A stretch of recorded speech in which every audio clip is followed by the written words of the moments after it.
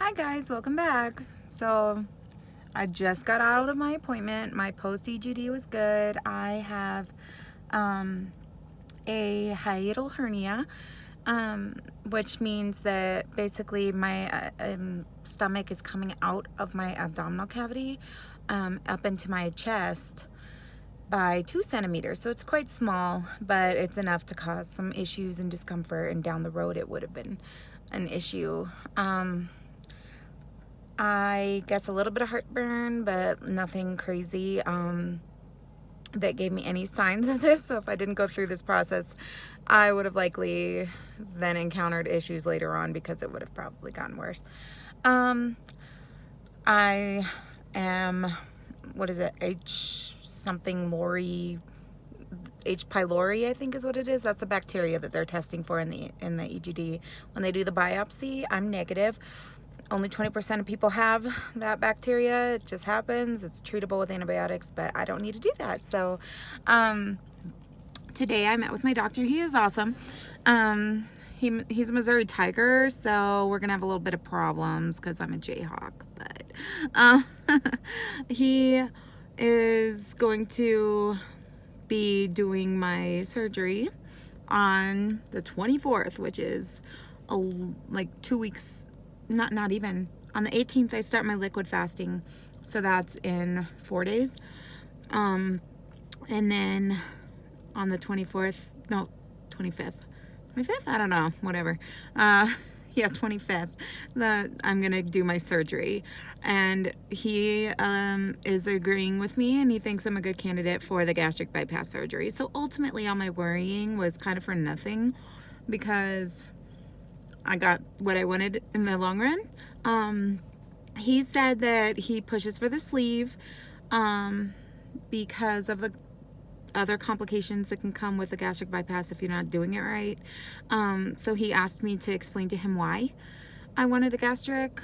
I just told him that the gastric bypass for me would lead to more optimal results. I would lose more. I'm projected to lose more with a gastric bypass surgery than I am with the sleeve. And then when it comes to keeping it off, the gastric bypass offers negative feedback, and I think I've talked about that before. The negative feedback is just you get that dumping syndrome if you start deciding to be risky, whereas the sleeve, your stomach just starts stretching again. The sleeve is wonderful for some people. I sound so negative when I talk about it, but that's just because I really didn't want it, because I'm really looking at this as a long-term thing. I wanted the gastric bypass surgery from day one. I didn't change my mind. It's not that I'm stubborn or anything. I am stubborn a little bit, but I'm not when it comes to my health. I'm trying to be making really good decisions that are going to, like, God, who wants to go through this and it fail? Like, that would suck. So I am happy that he thinks I'm a good candidate for the gastric bypass and that I'm making an educated decision and I know what I'm talking about, and I know what I'm getting myself into. Really no fears with that. He has to be all up in that general area anyway to fix my hernia, which he said is super easy. He's gonna be making the pouch, but the first thing he'll do is make sure that everything is back into my abdominal cavity, and then he will sew it up really tight so that everything stays there. He said sometimes hiatal hernias happen after childbirth because all your crap gets pushed up there anyway as you go through pregnancy. So that's where I'm at. Today we did something cool called the what is it? Sorry, cussing. In-body test, and it's kind of cool because you stand on this machine and it analyzes your weight, which today I didn't change much. I was not a surprise. I've slacked off a bit going on trips and stuff, going to the gym, but I was 259.5, so only down a half a pound. But my results came back that everything looks the way it is supposed to, as far as what we assumed it would look like, except, so my extracellular and dry lean mass and intracellular water, that's all the liquids in the body mass, the bones, the muscles, the things that you want to keep in your body and keep that way. That makes up half of my body weight. So me being at the 130 when I was in high school, like I talked about in my last video, according to my height, I'm supposed to be 115 pounds, but according to this, I would then have to lose an arm. So basically what this is telling me is that my body mass without any fat, 0% fat, would be 130.8 pounds. So the rest of that, almost 2 of me, is fat. So I'm not going to lose 100% of my fat. That's not what gastric bypass, that's not what the sleeve, none of these bariatric surgeries do that. But just looking at my results, it kind of makes me feel better that I know I am always going to be a little thicker, a little bit on the heavier side. Even like I said, when I was in high school and I was 0% body fat, I was 130 pounds. I was probably a little more, or it was probably not 115 is what my height was. So, but I wasn't 0% back then either. But that just kind of goes to show that it is very individualized. But this is something I'm going to step on every single time that I go through this journey. And it's going to measure out how much I'm losing. And it also makes sure that what I'm losing is fat.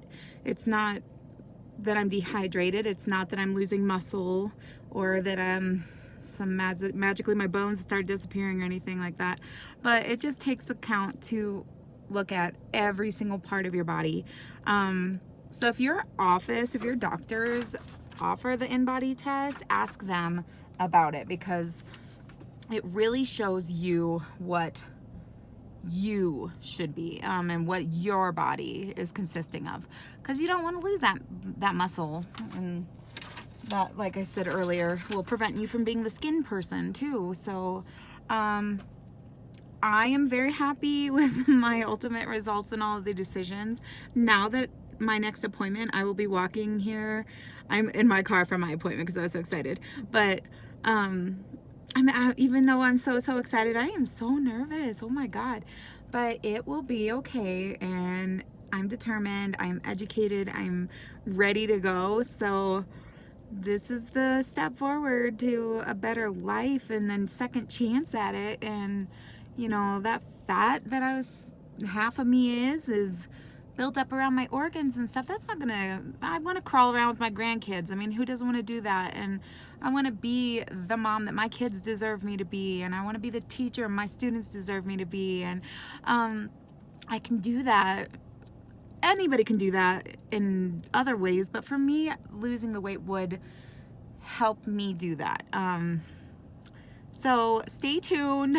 I'm probably going to post in the middle or at the beginning or something of either if I freak out about this or just how my liquid fasting is going, because that does not sound like fun. They don't shrink your stomach before that one, but it's going to be okay. As far as my liquid diet goes, it's basically I am liquid diet until it's like the Benishers or something like that. I don't know. It's some high calorie, high protein shake.